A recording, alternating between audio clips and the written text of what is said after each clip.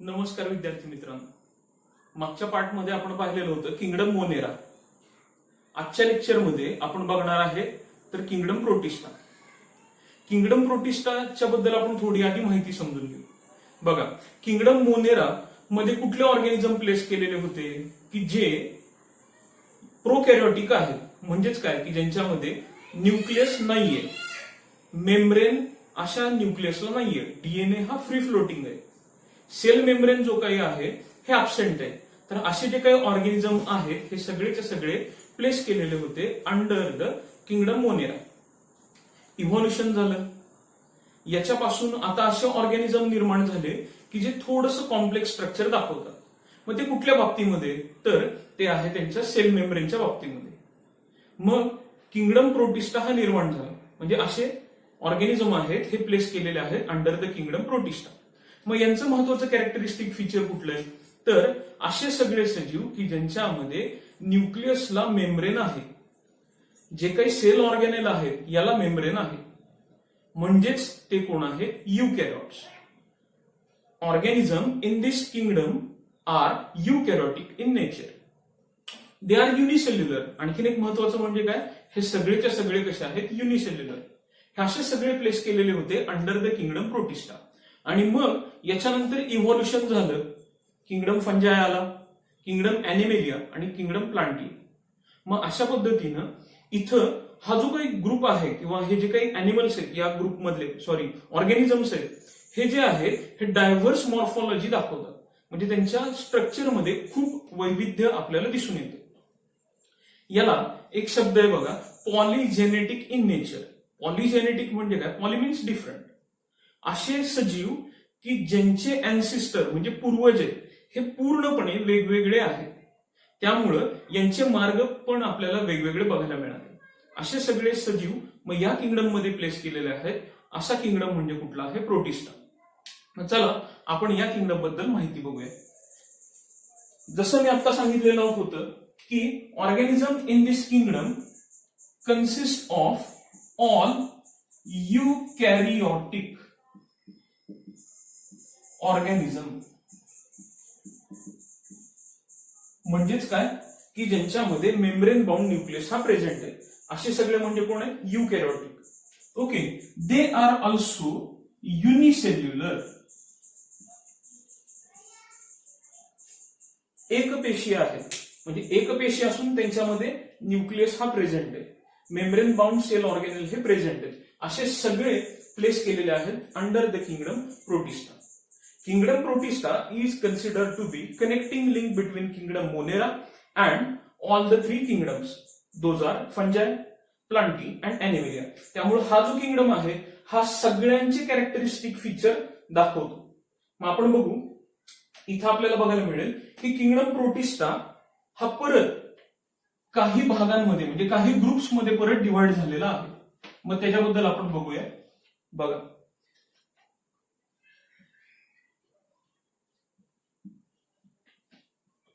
Kingdom Protista is further divided into 5 groups. हा 5 groups मध्ये divide झालेला आहे. मग याच्याबद्दल आपण माहिती बघूया. ओके, सगळ्यात पहिल्यांदा प्लांट लाईक प्रोटिस्ट. दुसरा एनिमल लाईक प्रोटिस्ट. तिसरा फंजाय लाईक प्रोटिस्ट.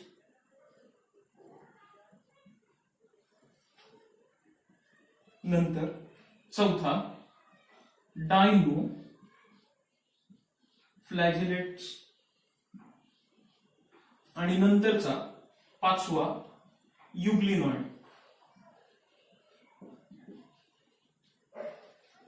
अशा पद्धतीनं किंगडम प्रोटिस्टा हा 5 महत्वाच्या ग्रुप्समध्ये डिवाइड झाला. असे सजीव की जे प्लांट सारखे कॅरेक्टरिस्टिक फीचर दाखवतात हे सगळेच्या सगळे इन्क्लूड केले आहेत under the plant like protist.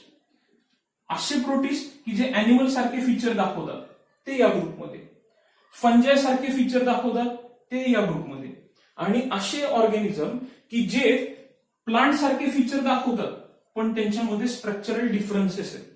मग असे परत दोन वेगळ्या ग्रुपमध्ये डिव्हाइड केले, तर ते म्हणजे होते डायनोफ्लॅजिलेट्स आणि त्यानंतरचे युग्लिनॉइड्स.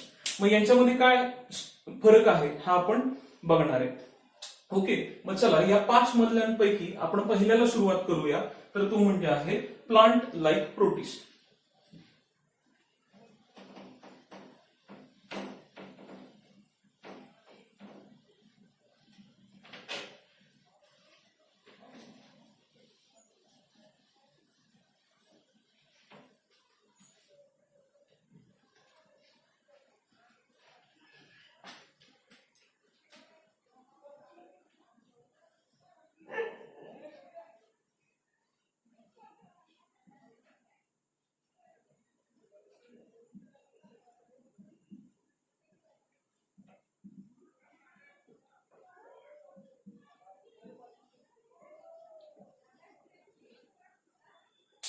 Organism in this group are mainly considered as chrysophytes. Okay, या ग्रुपमधले जे काही सजीव आहेत यांना एक शब्द वापरला जातो which is called as chrysophytes. Okay, आता या शब्दाचा अर्थ समजून घ्या. क्रायसो मीन्स गोल्डन, फायटॉन म्हणजे प्लांट्स, म्हणजे असे जे काही झाडं आहेत किंवा प्लांट्स आहेत की जे गोल्डन कलरचे आहेत. मग असे सगळे इन्क्लूड केलेले आहेत अंडर द क्रायसोफाइट्स. ओके, या ग्रुपमध्ये आणखीन एक ग्रुप ऑफ ऑर्गॅनिझम आहे ज्यांना म्हटलं जातं commonly which is called as diatoms. Diatoms यांना म्हटलं जातं डायटम्स. डाय म्हणजे 2, ज्यांच्यामध्ये म्हणजे जे ऑर्गॅनिझम हे 2 वेगवेगळ्या भागांपासून बनलेले आहेत असे सगळे प्लेस केलेले आहेत अंडर द डायटम्स. मग यांचे कुठले कॅरेक्टरिस्टिक फीचर आहेत हे आपण इथं बघू. थोडंसं वेगळ्या पद्धतीनं देतोय. प्लांट पुस्तकामध्ये जे काही आहे त्या फॉर्मॅट प्रमाणे मी जात नाहीये, इथे एक सोपा फॉर्मॅट मी तुम्हाला क्रिएट करून देतोय. तो बघा. सगळ्यात पहिला पॉइंट आहे हॅबिटॅट.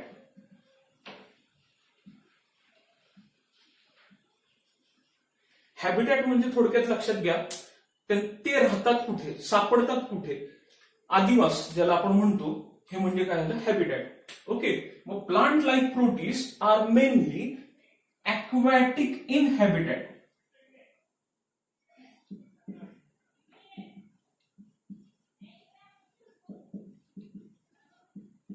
ॲक्वॅटिक म्हणजे काय, पाण्यामध्ये. ओके, मग हे जे काही ऑर्गॅनिझम्स आहेत हे आपल्याला कुठं बघायला मिळतात, पाण्यामध्ये. परत याचे पण 2 भाग आहेत. एक म्हणजे कुठलं, तर they found in fresh water, म्हणजे जे गोड्या पाण्यामध्ये सापडतात असे, आणि दुसरे मराईन वॉटर, असे की जे समुद्राच्या पाण्यामध्ये सापडतात. Mainly this group of organism are present in marine water. समुद्राच्या पाण्यामध्ये असे जे काही ऑर्गॅनिझम आहेत हे मुख्यत्वे सापडतात. कमी पाण्यामध्ये पण गोड्या पाण्यामध्ये पण सापडतात, पण ती काय आहे एकदम कमी. मग आपण बघतोय हॅबिटॅट. हॅबिटॅट म्हणजे काय की हे कुठं राहतात, आढळतात, तर ते कुठं आढळतात, पाण्यामध्ये. याचे 2 भाग. They found in a fresh water म्हणजे गोड्या पाण्यामध्ये पण आढळतात, म्हणजे जिथं तलावाचं पाणी असेल, नदीचं पाणी असेल, हे सगळे इन्क्लूड केलं जातं अंडर फ्रेश वॉटर. आणि दुसरं म्हणजे कुठलं आहे, मराईन वॉटर म्हणजे समुद्राच्या पाण्यामध्ये. ओके, त्यानंतरचा पुढचा पॉइंट, सेकंड पॉइंट आपण बघू. तर तो आहे मोड ऑफ न्यूट्रिशन.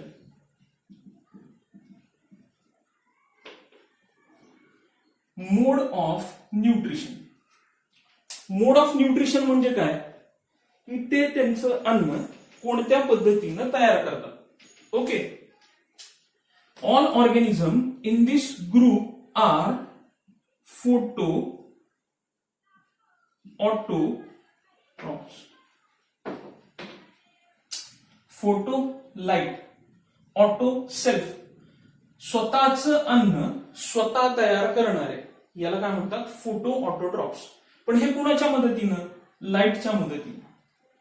म्हणजे हे असे ग्रुप ऑफ ऑर्गॅनिझम आहेत की त्यांचं अन्न हे लाईटच्या मदतीनं तयार करणार आहे, स्वतःचे स्वतः बनवतात. असे म्हणजे कोण झाले, फोटो ऑटोट्रॉप्स. मग या ग्रुपमधले ऑर्गॅनिझम हे काय करतात, त्यांचं अन्न हे लाईटच्या मदतीनं बनवतात. ओके, मग 2 पॉइंट झाले आपल्या इथं. तिसरा आहे बॉडी ऑर्गनायझेशन, म्हणजे यांचं शरीर किंवा जे काही बॉडी आहे ही कशा पद्धतीनं बनलेली. थर्ड पॉइंट आहे बॉडी ऑर्गनायझेशन.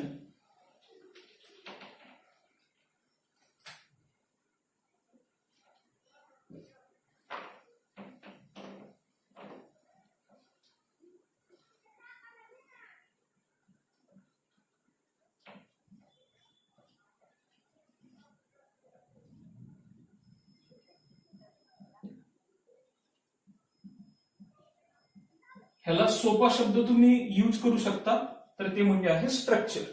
याला सोपा शब्द यूज करू शकता, स्ट्रक्चर. ह्यांचं स्ट्रक्चर नक्की कसं आहे बघा.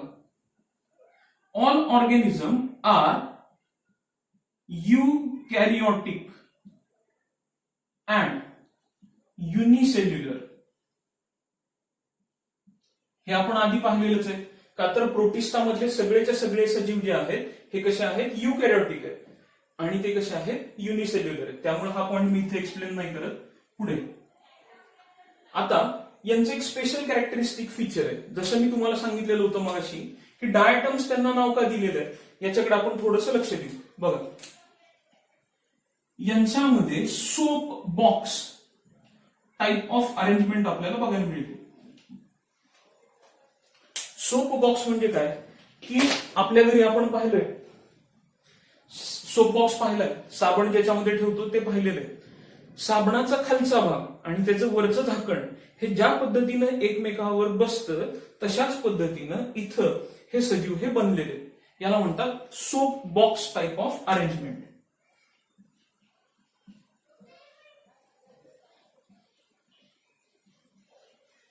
ओके, म्हणजे हा खालचा भाग आणि याच्यावर बरोबर बसलेला हा दुसरा भाग. Okay, they show soap box type of arrangement. पुढचं महत्वाचं कॅरेक्टरिस्टिक फीचर म्हणजे कुठलं आहे, तर cell wall is deposited with, हा महत्वाचा शब्द, silica. Cell wall is deposited with silica. म्हणजे हे काय जे वरचं आवरण आहे याच्यावर काय आपल्याला बघायला मिळतं, तर इट कन्सिस्ट ऑफ सिलिका.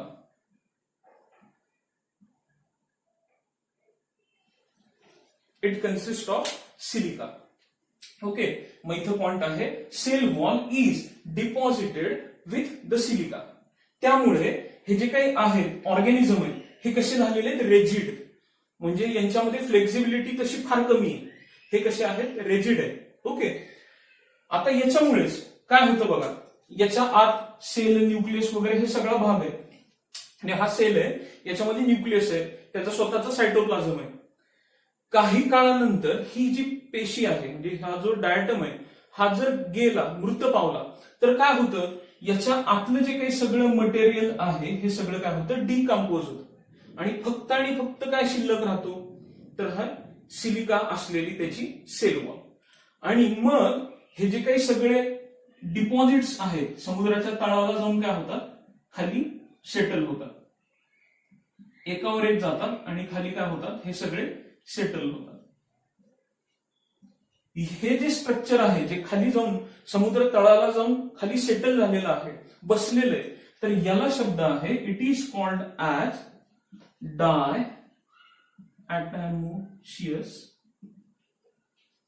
अर्थ.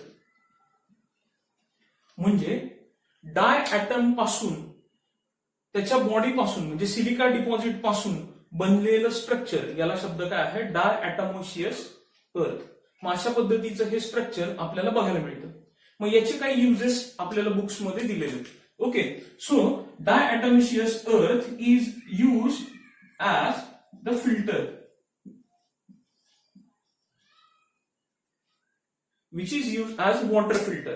का तर हे एकदम असे छोटे स्ट्रक्चर आहेत, मायक्रोस्कोपिक आहेत, युनिसेल्युलर आहेत, मायक्रोस्कोपिक आहेत म्हटल्यानंतर याच्या आत काहीच नाहीये. मग ते काय काम करतात, फिल्टर सारखं. ओके, मग इथून पाणी पास केलं की जी अशुद्धी आहे हे सगळी काय राहते, वर राहते. So it act as water filter. Okay, दुसरं, आता याचं नेचर हे कसं आहे, खरखरीत आहे. त्यामुळं which is also use in polishing, हे पॉलिश करण्यासाठी सुद्धा यूज केलं जातं. म्हणजे जसं आपला सँड पेपर असतो त्याच पद्धतीनं याचा सुद्धा उपयोग हा गंज वगैरे काढायला, पॉलिश करायला हा केला जातो. आणखी तिसरा पुस्तकामध्ये जो मेन्शन केलेला नाहीये, हा कधी कधी पेस्टिसाइड म्हणून सुद्धा यूज केले जातात. म्हणजे जे कीटक आहेत घरामध्ये झुरळं असतील किंवा बाहेर पेस्ट असेल तर यांना सुद्धा घालवण्यासाठी याचा उपयोग हा केला जातो. मग अशा पद्धतीनं डायॲटोमिसियस अर्थ ही काय केली जाते, use as a water filter, polishing agent आणि ऍज अ पेस्टिसाइड. ओके, आता याच्यापेक्षा थोडंसं पुढे जाऊन आणखीन दोन गोष्टी सांगतो डायटम्स बद्दल. Okay, diatoms are called as jewels of C.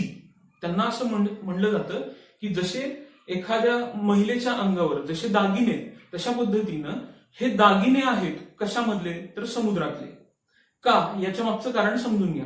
का तर याच्यामध्ये इतके मॉर्फॉलॉजिकल डिफरन्सेस आहेत आणि त्यातून हे जे काही याच्यावर सिलिका डिपॉझिट होतात त्यामुळे याच्या स्ट्रक्चरला एक सुंदर असा अपीअरन्स येतो. आणि या सुंदर अपीअरन्समुळे याला म्हटलं जातं it is called as jewels of the sea. Okay, दुसरा आणखीन एक महत्वाचा भाग, जसं सांगितलेलं आहे मी की organism in this kingdom are photoautotrophic. म्हणजे हे स्वतःचं अन्न स्वतः तयार करतात. कोणाच्या मदतीनं, तर लाईटच्या मदतीनं. असं कन्सिडर केलं जातं जगामध्ये जेवढा ऑक्सिजन रिलीज केला जातो झाडांच्या मदतीनं, अशा सगळ्या ऑक्सिजनच्या 20% ऑक्सिजन हा कुठून येतो, समुद्राच्या पाण्यातनं. आणि ते सगळं कोण देतं, तर हे प्लांट लाईक प्रोटिस्ट. म्हणजे कोण, याच्यामध्ये मेजर रोल हा प्ले केला जातो बाय द डायटम्स. ओके, मग अशा पद्धतीनं आपल्याला सगळी माहिती म्हणजे इथं बघायला मिळालेली आहे. It's about plant like protist. याच्यामध्ये काय काय पाहिलं, एकदा पटकन रिवाइज करू. Habitat, they R aquatic in habitat, present in a fresh water as well as marine water. दुसरा पॉईंट आपण पाहिलेला होता तर तो म्हणजे होता बॉडी ऑर्गनायझेशन. बॉडी ऑर्गनायझेशन मध्ये आपण पाहिलेलं होतं की they are eukaryotic and unicellular organism. तिसरा आपण पार्ट पाहिलेलं, याच्यामध्येच आपण पाहिलेलं होतं की their cell wall is deposited with the silica. म्हणजे त्यांच्या सेल वॉलवर सिलिका हा डिपॉझिट झालेला, त्याच्यामुळे त्याला रिजिड स्ट्रक्चर मिळाले. याच्यामधला प्रोटोप्लाझम किंवा सायटोप्लाझम आहे हा कालांतराने तो ऑर्गॅनिझम नष्ट झाल्यानंतर हा डिकम्पोज होतो, डिग्रेड होतो आणि मग फक्त काय शिल्लक राहतो, हा भाग, सेल वॉलचा भाग. ओके, तर याला शब्द आहे diatomaceous earth which settle at the bottom of the sea. Okay, मग याचे काही युजेस पुस्तकात दिलेले आहेत. Which is use as a water filter, then which is use as polishing agent. अशा पद्धतीनं हे सगळे आपल्याला आणखीन एक सांगितलेलं होतं की which is also use as a pesticide. अशा पद्धतीनं डायॲटोमिसियस अर्थच्या बद्दल आपण इथं 3 फंक्शन पाहिलेले होते. आता पुढचा पार्ट आहे याच्यामधलाच, तर तो म्हणजे आहे अॅनिमल लाईक प्रोटिस्ट. जसं आता आपण पाहिलं प्लांट लाईक प्रोटिस्ट, तशाच पद्धतीनं आपण पुढचा भाग बघणार आहे अॅनिमल लाईक प्रोटिस्ट. स्वाभाविक आहे की अॅनिमल लाईक प्रोटिस्ट म्हटल्यानंतर ते स्वतःचं अन्न तशा पद्धतीनं स्वतः तयार करू शकत नाही. युनिसेल्युलर आहे, युकॅरियोटिक आहेत, पण स्वतःचं अन्न स्वतः तयार करू शकत नाही. असा दुसरा ग्रुप आपल्याला इथं बघायचा आहे, तर ते म्हणजे आहे second group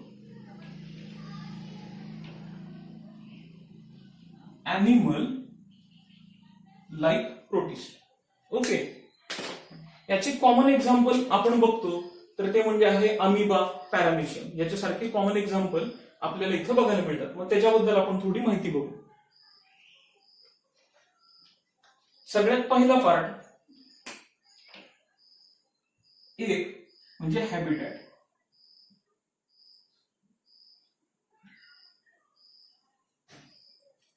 animal like protist are aquatic in habitat. म्हणजे ते आपल्याला कुठं बघायला मिळतात, पाण्यामध्ये सगळे ऑर्गॅनिझम आहेत हे बघायला मिळतात. Okay, they present mainly in fresh water. They present mainly in fresh water. हे एक भाग. Some organism in this kingdom are parasitic in nature. Hence त्यामुळे ते आपल्याला बघायला मिळतात found in body of host. Host म्हणजे काय की ज्याच्यावर हे जगणार आहे. एक तर हे परपोषी आहेत, दुसऱ्यावर अवलंबून आहेत अन्नासाठी. मग ज्याच्यावर अवलंबून आहेत याला काय म्हणतात होस्ट. मग ह्या होस्टच्या शरीराच्या आत आपल्याला हे बघायला मिळतात. मग याच्यामध्ये पण भाग आहेत. एक म्हणजे काय की दे आर फ्रेश वॉटर, म्हणजे they are mainly present in a fresh water. Some present in the body of host. त्यामुळे याला शब्द वापरला जातो endo parasite. Endo means inside. असे परपोषी ऑर्गॅनिझम की जे काय राहतात होस्टच्या आत राहतात, त्यामुळे यांना शब्द वापरला जातो एंडो पॅरासाइट. ओके. दुसरा सेकंड पॉइंट, जसं मी सांगितलेलं होतं मगाशी, body organization. Body organization same point आहे तसा. They are eukaryotic and unicellular. They are eukaryotic and unicellular. हे सगळेचे सगळे कसे आहेत, युकॅरियोटिक आहेत आणि युनिसेल्युलर आहेत. पण यांच्यामध्ये थोडासा फरक आहे. तो म्हणजे कुठला, काही ऑर्गॅनिझम आहेत की ज्यांच्यामध्ये आपल्याला कॅव्हिटी बघायला मिळते. कॅव्हिटी म्हणजे काय की असे सेल्स की ज्यांच्यामध्ये एक रिकामी जागा आहे, याला शब्द आहे gullet, which is called as gullet. Example paramecium. Okay. अशी कॅव्हिटी ही पुढे जाऊन काय होते, सेल मेम्ब्रेनला जाऊन ओपन होते. अशा स्ट्रक्चरला शब्द आहे गॅल्यूट. युग्लिनॉइड्स मध्ये पण आपल्याला हे बघायला मिळतं. ओके. मग बॉडी ऑर्गनायझेशन मध्ये काय, organism in this group are mainly eukaryotic and unicellular. They consist of cavity which is known as gallute. Okay. मग अशा पद्धतीने हे आपण याच्याबद्दल पाहिलेलं आहे. आता पुढे हा एक महत्वाचा भाग आहे. हा थर्ड पार्ट आहे, लोकोमोशन. लोकोमोशन म्हणजे काय, हालचाल. Okay. Locomotion is shown with the help of pseudopodia, flagella, cilia. Okay. मग अशा पद्धतीनं यांच्यामध्ये आपल्याला हे वेगवेगळे मोड दिसतात आणि काहींमध्ये तर तो अब्सेंट पण. मग याच्यावरूनच याचे परत 4 ग्रुप केलेले. कशाच्या बेसिसवर, on the basis of their locomotion. ते नक्की लोकोमोशन करण्यासाठी काय यूज करतात, फ्लॅजेला यूज करतात, सुडोपोडिया यूज करतात, सिलिया यूज करतात का, काहीच नाही. अशांचा वरून यांचं परत काय केलेलं आहे, वर्गीकरण केलेलं आहे. कुणाचं, तर अॅनिमल लाईक प्रोटिस्ट. मग आपण त्याच्याबद्दल थोडी माहिती बघू.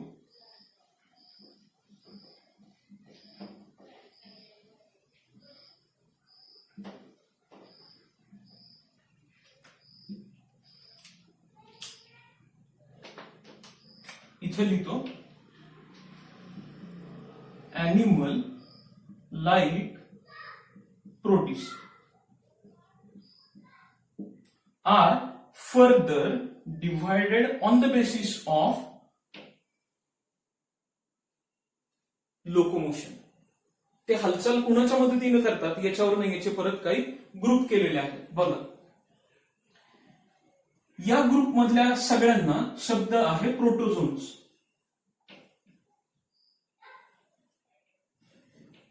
हे अॅनिमल लाईक प्रोटिस्ट आहेत, यांना शब्द आहे प्रोटोझोन्स. ओके. मग आता असे ऑर्गॅनिझम की जे फ्लॅजेलाचा उपयोग करतात लोकोमोशन साठी, तर त्यांना शब्द आहे फ्लॅजिलेटेड प्रोटोझोन्स. ओके. दुसरा, जे सिलियाचा उपयोग करतात अशांना म्हणले सिलिएटेड प्रोटोझोन्स. थर्ड ग्रुप जे लोकोमोशन करतात with the help of pseudopodia. अशांना म्हणलेलं आहे, अशा ग्रुप ऑफ ऑर्गॅनिझम ही जे लोकोमोट करतात with the help of pseudopodia, तर सुडोपोडिएटेड प्रोटोझोन्स. ओके, आता पुढे असे पण ऑर्गॅनिझम आहेत की जे लोकोमोशन करत नाहीत, म्हणजे ते नॉन मोटाईल आहेत, हालचाल करू शकत नाही. अशांना शब्द वापरलेला आहे इथं ॲज स्पोरोझोन प्रोटोझोआ. ओके, मग animal like protists are further divided into flagellated protozoans, ciliated protozoans, then pseudopodiated protozoans, and the last one sporozoan protozoa. अशा पद्धतीनं याचे परत 4 भाग केलेले आहेत. कुठला लोकोमोटरी ऑर्गन हा यूज करतात याच्यावरनं याचे 4 भाग केले. नावामध्ये सगळे बघा, एकदम सोपं आहे. याचं एक्झाम्पल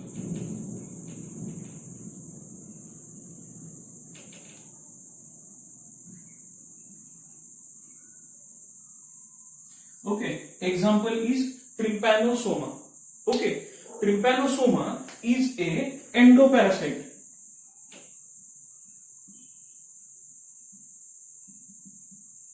म्हणजे हा होस्टच्या शरीराच्या आत राहतो. याचे 2 होस्ट आहेत, एक म्हणजे माशी आणि दुसरा म्हणजे माणूस. याची जी लाईफ सायकल आहे या दोघांच्या शरीरामध्ये कंप्लीट होते आणि मग याच्यापासून एक रोग होतो which is called as sleeping sickness, which causes sleeping sickness disease. Okay, आता पुस्तकामध्ये नाव दिलंय फक्त, याच्याबद्दल थोडीशी माहिती आपण बघूया. याचं ऍक्च्युअल नाव आहे आफ्रिकन स्लीपिंग सिकनेस डिसीज. का तर हा मेजरली आपल्याला बघायला मिळतो आफ्रिकन कंट्रीजमध्ये. इथं याची लाईफ सायकल कशी कंप्लीट होते ते बघा. हा ट्रिपॅनोसोमा जो आहे हा एंडोपॅरासाइट आहे, म्हणजे हा युनिसेल्युलर आहे, मायक्रोस्कोपिक आहे. हा काय करतो, याची लाईफ सायकल 2 होस्टमध्ये कंप्लीट करतो, एक असतो माणूस आणि दुसरी म्हणजे माशी. इन्फेक्टेड माणसाला ती माशी चावली, म्हणजे ब्लड सकिंग आहे ती फ्लाय, ती माशी चावली की त्याच्या शरीरामध्ये हा जो काही प्रोटोझोन पॅरासाइट आहे हा जातो. 21 दिवस, 18 ते 21 दिवस याच्या शरीरामध्ये त्याची लाईफ सायकल आहे ही कंप्लीट करतो. त्यानंतर ती माशी परत दुसऱ्या निरोगी व्यक्तीला जर चावली किंवा म्हणजे बाईट केला तर तो पॅरासाइट परत कुणामध्ये जातो, त्या निरोगी व्यक्तीमध्ये जातो आणि तिथं मल्टिप्लाय होतो. हे करत असताना इन्फेक्शन रक्ताच्या मदतीने सगळीकडे पसरत जातं आणि एक्स्ट्रीम केसमध्ये ते मेंदूकडे जातं, सेंट्रल नर्वस सिस्टीम जी आहे त्याच्याकडे ते जातं आणि परिणामी त्या व्यक्तीचा म्हणजे आपले जी मज्जासंस्था आहे याच्यावर त्याचा इम्पॅक्ट झाल्यामुळे, मेंदूवर त्याचा इम्पॅक्ट झाल्यामुळे त्या माणसाचं शरीरावरचं कंट्रोल हे हळूहळू काय लागतं, सुटू लागतं. स्लीपिंग सिकनेस डिसीज का म्हणलेलं आहे, का तर आपल्या सगळ्यांना माहिती की दिवसाच्या वेळेला आपण जागरण करतो आणि रात्रीच्या वेळेला झोपतो. या माणसांमध्ये कसं होतं की जे पेशंट आहेत यांच्यामध्ये काय होतं की तो जो पेशंट आहे दिवसाच्या वेळेला झोपतो आणि रात्रीच्या वेळेला जागा राहतो. त्यामुळं या डिसीजला म्हटलेलं आहे स्लीपिंग सिकनेस डिसीज. ओके, ही याच्याबद्दलची माहिती. याच्यामध्ये लोकोमोटरी ऑर्गन कोण आहे, फ्लॅजेला. ओके, म्हणजे which shows locomotion with the help of flagella. असे कोण आहे, फ्लॅजिलेटेड प्रोटोझोन. दुसरं एक्झाम्पल, याच्यामध्ये सेकंड एक्झाम्पल जर आपण पाहिलं सिलिएटेड प्रोटोझोन्सचं कॉमन एक्झाम्पल जो आपल्या सगळ्यांना माहिती आहे, स्लीपर शेप ऑर्गॅनिझम, याचं नाव आहे पॅरामेशियम.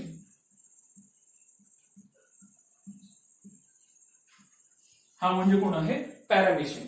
जसं मी मगाशी सांगितलेलं होतं की याच्यामध्ये लोकोमोशन ही केली जाते with the help of cilia. Locomotion shown with the help of cilia.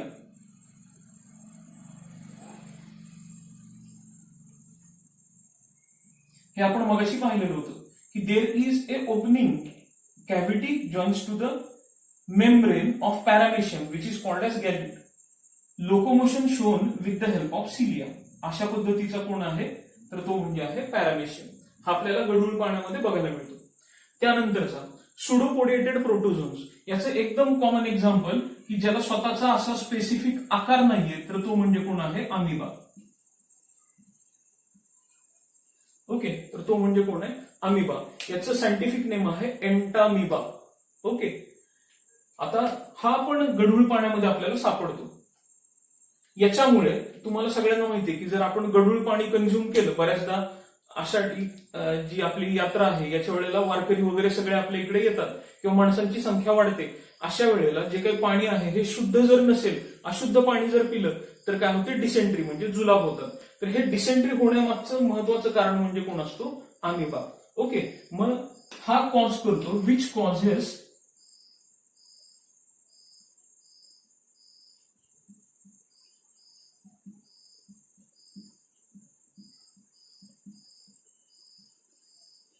म्हणजे अमिबामुळे म्हणजे एंटामिबा हिस्टोलिटिका हा जर आपल्या शरीरामध्ये गेला तर आपल्या शरीरामध्ये काय होतं?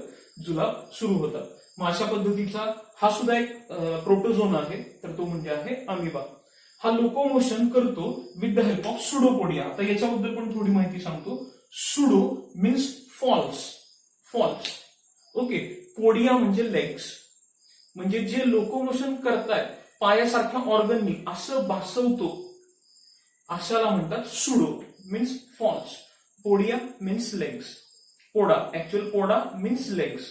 मग फॉल्स लेग्स अशा पद्धतीचं, का तर त्याला स्वतःचा असा आकार नाहीये, लोकोमोशन हा असं करू शकत नाही कुणाच्या मदतीने नाही. जसं इथं आपल्याला सिलिया बघायला मिळतो, तर तशा पद्धतीनं अमिबामध्ये कुठल्याही पद्धतीचं स्ट्रक्चर नाहीये लोकोमोशनचं. पण मग आपण इथे शब्द वापरतो की locomotion shown with the help of pseudopodia. आणि नंतरचा हा आपल्याला बघायला मिळतो, तर तो म्हणजे आहे स्पोरोझोन प्रोटोझोआ. याचं कॉमन एक्झाम्पल जो मलेरिया कॉज करतो, कॉमन एक्झाम्पल इज प्लाझ्मोडियम. आपल्याला वाटतं की डासामुळे मलेरिया झाला. डास हा ऍक्च्युअल वेक्टर असतो. याच्या शरीरामध्ये हा पॅरासाइट राहतो ज्याचं नाव आहे प्लाझ्मोडियम. ओके, मग हा सुद्धा स्पोर तयार करणार आहे. याची कॅरेक्टरिस्टिक काय? फीचर की प्रोड्युसेस स्पोर्स. त्यामुळे याला शब्द वापरलेला आहे sporozoan parasite. It is a non motile. तो हालचाल करू शकत नाही, एका जागेवरून दुसऱ्या जागी स्वतःहून जाऊ शकत नाही, त्यामुळे शब्द आहे नॉन मोटाईल. मग हा स्पोर प्रोड्यूस करणारा पॅरासाइट आहे की जो त्याची लाईफ सायकल कंप्लीट करण्यासाठी परत दोन होस्टची मध्ये जातो. एक म्हणजे असतो डास, ज्याचं नाव आहे अॅनाफिलिस मॉस्किटो, हा असतो फिमेल. आणि दुसरा म्हणजे माणूस. याच्यामध्ये हा स्पोर प्रोड्यूस करतो, एकदा असेक्शुअल रिप्रोडक्शन आणि सेक्शुअल रिप्रोडक्शनच्या मदतीनं काय करतो? स्पोर प्रोड्यूस करतो आणि मल्टिप्लाय होतो. ओके, मग आता इथं आज काय झालं, म्हणजे इथं काय झालं याच्याकडे आपण थोडंसं लक्ष देऊ. सगळ्यात पहिल्यांदा आपण बघत होतो तर ते म्हणजे आहे किंगडम प्रोटिस्टा. जसं सांगितलेलं होतं की kingdom Protista is a connecting link between kingdom Monera and Fungi, Animalia and Plantae. याच्याबद्दल आपण सांगितलेलं होतं. All the organism in this kingdom are eukaryotic and unicellular in nature. हे न्यूक्लियस प्रेझेंट असलेले, cell organelle membrane bound present असलेले organism आहेत आणि एकपेशीय. ओके, त्याच्यानंतर आपण याचे भाग 5 पाहिले. कुठले कुठले? एक प्लांट लाईक प्रोटिस्ट, दुसरा अॅनिमल लाईक प्रोटिस्ट, तिसरा फंजाय लाईक प्रोटिस्ट. याच्यानंतर डायनोफ्लॅजेलेट्स अँड युग्लिनॉइड्स. हे 5 भाग. याच्यातला आपण पहिला भाग पाहिलेला होता plant like protist. Plant like protist are also called as Chrysophyta, chryso golden, phyton plants. They include another group of organism which is called as diatoms. Okay, मग याच्यामध्ये आपण पाहिलेलं होतं habitat. They are aquatic in habitat, present in fresh water but mainly present in marine water. दुसरा part आपण पाहिलेला होता तर तो म्हणजे होता body organization. Organism in this group plant like protist मध्ये shows soap box type of arrangement. जसं साबणाचं खालचा भाग आणि त्याचं झाकण, तशा पद्धतीची अरेंजमेंट बघायला मिळते. Cell wall is mainly deposited with the help of silica. It gives rigidity. त्याच्यामुळे त्याला काय होतं? रेजिडिटी, एक फर्मनेस येतो. कालांतराने याच्या आतला जो प्रोटोप्लाझम आहे हा नाहीसा झाला, म्हणजे तो सजीव मेल्यानंतर त्याच्या आतलं सगळं कंटेंट गेल्यानंतर फक्त शिल्लक काय राहतं, ते सिलिएटेड सेल वॉल. याला ह्या खाली जातो, डिपॉझिट होतो आणि त्याला आपण काय म्हणलेलं होतं, डायॲटॉमिशियस अर्थ. त्याचा उपयोग हा केला जातो वॉटर, पाणी शुद्ध करण्यासाठी. दुसरा आपण पाहिला होता पॉलिश करण्यासाठी. तिसरा आपण पाहिलेला होता की पेस्टिसाइड म्हणून सुद्धा याचा उपयोग केला जातो. हे सगळं कुणाबद्दल पाहिलेलं होतं, प्लांट लाईक प्रोटिस्ट. यांचं महत्वाचं आणखीन एक कॅरेक्टरिस्टिक फीचर म्हणजे काय, दे आर फोटो ऑटोट्रॉप्स, म्हणजे स्वतःचं अन्न स्वतः तयार करतात. असं कन्सिडर केलं जातं की जगामधला 20% ऑक्सिजन हा या समुद्राच्या पाण्यामधनं इव्हॉल्व्ह होतो आणि हा इव्हॉल्व्ह होण्याचं सगळ्यात महत्वाचं कारण म्हणजे कोण आहे, diatoms. Okay, they are also called as jewels of the sea. हे सगळं झालं प्लांट लाईक प्रोटिस्ट. दुसरा भाग आपण पाहिला animal like protist. Animal like protist are known as mainly they are called as protozoans. They are called as protozoans. यांचं सगळ्यात महत्वाचं mode of nutrition, they are heterotrophic, म्हणजे यांचा प्रत्येकाचा मोड ऑफ न्यूट्रिशन हा वेगवेगळा आहे. ओके, त्यामुळे शब्द आहे heterotrophic. They are heterotrophic in nature. याचे आपण लोकोमोशन वरनं 5 भाग पाहिले. कुठले भाग बघा, लोकोमोशनसाठी ते काय यूज करतात, flagellated protozoans. These are the group of organism किंवा protozoans which locomote with the help of flagella, जे फ्लॅजेलाच्या मदतीनं लोकोमोशन करवतात. एक्झाम्पल ट्रिपॅनोसोमा. हा एंडोपॅरासाइट आहे, हा शरीराच्या होस्टच्या आत राहतो. ह्याचे 2 होस्ट आहेत, एक म्हणजे आहे माशी आणि दुसरा आहे माणूस. Which causes sleeping sickness disease, जसं मी आता तुम्हाला त्याच्याबद्दल एक्सप्लेनेशन सांगितलेलं होतं. दुसरा ग्रुप आहे सिलेटेड प्रोटोझोन्स, म्हणजे locomotion shown with the help of cilia. याचं कॉमन एक्झाम्पल आहे पॅरामेशियम. ओके, लोकोमोशन हा पॅरामेशियम कुणाच्या मदतीनं करतो, with the help of cilia. They consist of a cavity, त्यांच्या शरीरामध्ये एक कॅव्हिटी आहे, रिकामी जागा आहे, जी पुढे जाऊन काय होते, मेम्ब्रेनला जोडली जाते. यालाच आपण म्हणतो गॅलेट. तिसरा ग्रुप ऑफ ऑर्गॅनिझम की ज्यांच्यामध्ये सुडोपोडियाच्या मदतीनं लोकोमोशन होतं. असे ग्रुप ऑफ ऑर्गॅनिझम प्रोटोझोन्स हे प्लेस केलेले आहेत अंडर द सुडोपोडिएटेड प्रोटोझोन्स. हा शब्द पुस्तकात नाहीये, हा मुद्दाहून मेन्शन करतोय. Example is amoeba. Amoeba causes amoebic dysentery. Entamoeba histolytica causes amoebic dysentery, याचं सायंटिफिक नेम आहे अमिबाचं, ज्याच्यामुळे जुलाब होतात. ओके, त्यानंतरचा तिसरा sporozoan protozoa mainly includes Plasmodium. याच्यामध्ये प्रोटोझोन कोण आहे, पॅरासाइट कोण आहे, प्लाझ्मोडियम. पॅरासाइट म्हणजे दुसऱ्यावर जगतो. याचं महत्वाचं कॅरेक्टरिस्टिक फीचर म्हणजे काय, की हा स्पोर तयार करतो. असेक्शुअल रिप्रोडक्शन स्पोरच्या मदतीनं करतो. दे आर नॉन मोटाईल, ते लोकोमोशन करू शकत नाही. हे सगळे लोकोमोशन करू शकतात, पण एक ग्रुप असा आहे की जो स्वतःहून लोकोमोशन करू शकत नाही. याच्यामुळे काय होतं, इट कॉजेस, इथे लिहायचं राहिलं, it causes malaria. It causes malaria. तर अशा पद्धतीनं आजच्या लेक्चरमध्ये आपण हे पाहिलेलं आहे. उद्याच्या लेक्चरमध्ये आपण डायनोफ्लॅजिलेट, युग्लिनॉइड्स आणि फंजाई लाईक प्रोटिस्ट हा भाग बघणार आहे. थँक्यू.